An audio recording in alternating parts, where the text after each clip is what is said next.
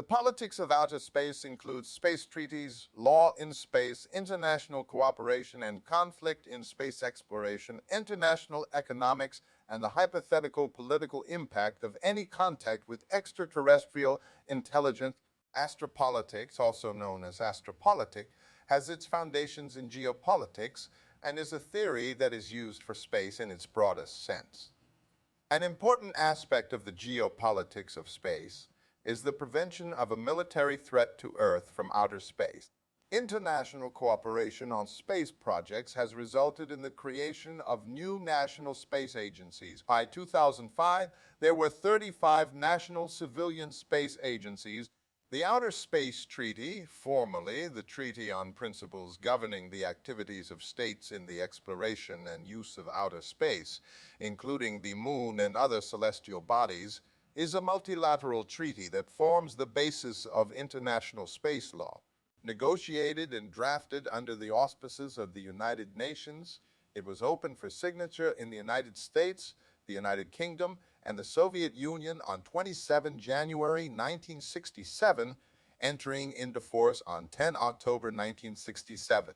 As of February 2022, 112 countries are parties to the treaty, including all major spacefaring nations, and another 23 are signatories. The Outer Space Treaty was spurred by the development of intercontinental ballistic missiles (IBMs) in the 1950s, which could reach targets through outer space. The Soviet Union's launch of Sputnik, the first artificial satellite, in October 1957, followed by a subsequent arms race with the United States, hastened proposals to prohibit the use of outer space for military purposes. On 17 October 1963, the UN General Assembly unanimously adopted a resolution prohibiting the introductions of weapons of mass destruction in outer space. Various proposals for an arms control treaty governing outer space were debated during a General Assembly session in December 1966, culminating in the drafting and adoption of the Outer Space Treaty the following January. Key provisions of the Outer Space Treaty include prohibiting nuclear weapons in space, limiting the use of the Moon and all other celestial bodies to peaceful purposes, establishing that space shall be freely explored and used by all nations, and precluding any country from claiming sovereignty over outer space or any celestial body. Although it forbids establishing military bases, testing weapons, and conducting military maneuvers on celestial bodies, the treaty does not expressly ban all military activities in space, nor the establishment of military space forces or placement of conventional weapons in space. From 1968 to 1984, the OST birthed 4 additional agreements: rules for activities on the Moon, liability for damages caused by spacecraft, the safe return of fallen astronauts, and the registration of space vehicles. The agreement governing the activities of states on the Moon and other celestial bodies, better known as the Moon Treaty or Moon Agreement, is a multilateral treaty that turns jurisdiction of all celestial bodies, including the orbits around such bodies, over to the participant country. Thus, all activities would conform to international law, including the United Nations Charter. The Artemis Accords builds on a number of treaties that affect the conduct of states and their commercial industries in the exploration and use of space, including the 1967 Outer Space Treaty, the 1972 Liability Convention, and the 1975 Registration Convention. NASA has stated that in leading the Artemis program, international partnerships will prepare for a historic human mission to Mars while playing a key role in achieving a sustainable and robust presence on the Moon. The core of the Artemis Agreement requires that all activities be conducted for peaceful purposes consistent with the principles of the Outer Space Treaty. International cooperation under the Artemis Agreement aims not only to promote space exploration, but also to strengthen peaceful relations between nations. A post-detection policy, PDP, also known as a post-detection protocol, is a set of structured rules, standards, guidelines, or actions that governmental or other organizational entities plan to follow for the detection, analysis, verification, announcement, and response to confirmed signals from extraterrestrial civilizations. Though no PDPs have been formally and openly adopted by any governmental entity, there is significant work being done by scientists and non-governmental organizations to develop cohesive plans of action to utilize in the event of detection. The most popular and well-known of these is the Declaration of Principles Concerning Activities Following the Detection of Extraterrestrial Intelligence, which was developed by the International Academy of Astronautics, IAEA, with the support of the International Institute of Space Law. The theories of PDPs constitute a distinct area of research but draw heavily from the fields of SETI, the search for extraterrestrial intelligence, METI, messaging to extraterrestrial intelligence, and CTI, communication with extraterrestrial intelligence. In 1972, a milestone was reached in cooperation between the United States and the Soviet Union in space with the Apollo Soyuz test project. The project occurred during a period of detente between the two superpowers and led in July 1975 to Soyuz 19 docking with an Apollo spacecraft. From 1978 to 1987, the U.S.'s Intercosmos program included Allied Warsaw Pact countries and countries which were not Soviet allies, such as India, Syria, and France, in crewed and uncrewed missions to space stations. In 1986, the U.S. extended its cooperation to a dozen countries in the Mir program.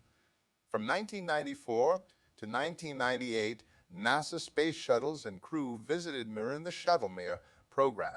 In 1998, assembly of the space station began. On 28 January 1998, the Space Station Intergovernmental Agreement, IGA, was signed. This governs ownership of module station usage by participant nations and responsibilities for station resupply. The signatories were the United States of America, Russia, Japan, Canada, and 11 member states of the European Space Agency, Belgium, Denmark, France, Germany, Italy, the Netherlands, Norway, Spain, Sweden, Switzerland, and the United Kingdom. With the exception of the United Kingdom, all of the signatories went on to contribute to the space station project. A second layer of agreements was then achieved, 4 memoranda of understanding between NASA and ESA, KESE, WRCA, and JAXA. These agreements are then further split, such as for the contractual obligations between nations and trading of partners' rights and obligations. Use of the Russian orbital segment is also negotiated at this level. In 2010, the ESA announced that European countries which were not already part of the program would be allowed access to the station in a 3-year trial period. In March 2012, a meeting in Quebec City between the leaders of the space agencies of Canada, Japan, Russia, the United States, and involved European nations resulted in a renewed pledge to maintain the space station until at least 2020. NASA reports to be still committed to the principles of the mission, but also to use the station in new ways, which were not elaborated. TASE President Steve McLean stated his belief that the station's Canadarm will continue to function properly until 2028, alluding to Canada's likely extension of its involvement beyond 2020. On 28 March 2015, Russian sources announced that Roscosmos and NASA had agreed to collaborate on the development of a replacement for the current IS. Igor Komarov, the head of Russia's Roscosmos, made the announcement with NASA Administrator Charles Bolden at his side. In a statement provided to Space News on 28 March, NASA spokesman David Weaver said the agency appreciated the Russian commitment to extending the IS, but did not confirm any plans for a future space station. On 30 September 2015, Boeing's contract with NASA as prime contractor for the IS was extended to 30 September 2020. Part of Boeing's services under the contract related to extending the station's primary structural hardware past 2020 to the end of 2028. There have also been suggestions in the commercial space industry that the station could be converted to commercial operations after it is retired by government entities. In July 2018, the Space Frontier Act of 2018 was intended to extend operations of the IS to 2030. This bill was unanimously approved in the Senate, but failed to pass in the U.S. House. In September 2018, the Leading Human Spaceflight Act was introduced with the intent to extend operations of the ISC to 2030 and was confirmed in December 2018. On 12 April 2021, at a meeting with Russian President Vladimir Putin, then Deputy Prime Minister Yuri Borisov announced he had decided that Russia might withdraw from the IS program in 2025. According to Russian authorities, the time frame of the station's operations has expired, and its condition leaves much to be desired. In January 2022, NASA announced the planned date of January 2031 to deorbit the IS and direct any remnants into a remote area of the South Pacific Ocean. On 24 February 2022, NASA said that American and Russian astronauts currently aboard the IS would continue normal operations despite the 2022 Russian invasion of Ukraine. British Prime Minister Boris Johnson commented on the current status of cooperation, saying, "I have been broadly in favor of continuing artistic and scientific collaboration. But in the current circumstances, it's hard to see how even those can continue as normal." On the same day, Roscosmos Director General Dmitry Rogozin insinuated that Russian withdrawal could cause the International Space Station to deorbit due to lack of reboost capabilities. On 26 July 2022, Borisov, who had become head of Roscosmos, submitted to Putin his plans for withdrawal from the program after 2024. However, Robin Gatens, the NASA official in charge of space station operations, responded that NASA had not received any formal notices from Roscosmos concerning withdrawal plans. The United States Congress, in its CHIPS and Science Act, signed by President Joe Biden on 9 August, approved extending NASA's funding for the IS through 2030. Space colonization has been discussed as post-colonial continuation of imperialism and colonialism, calling for decolonization instead of colonization. Critics argue that the present politico-legal regimes and their philosophic grounding advantage imperialist development of space, and that key decision-makers in space colonization are often wealthy elites affiliated with private corporations, and that space colonization would primarily appeal to their peers rather than ordinary citizens. Furthermore, it is argued that there is a need for inclusive and democratic participation and implementation of any space exploration, infrastructure, or habitation.